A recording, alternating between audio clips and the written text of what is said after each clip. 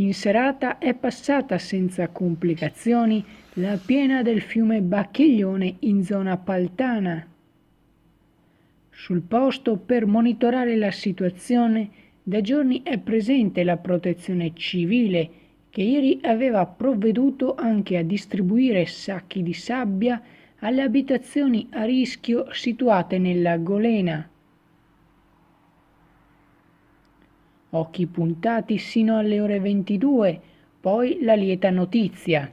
Il Bacchiglione comincia a calare.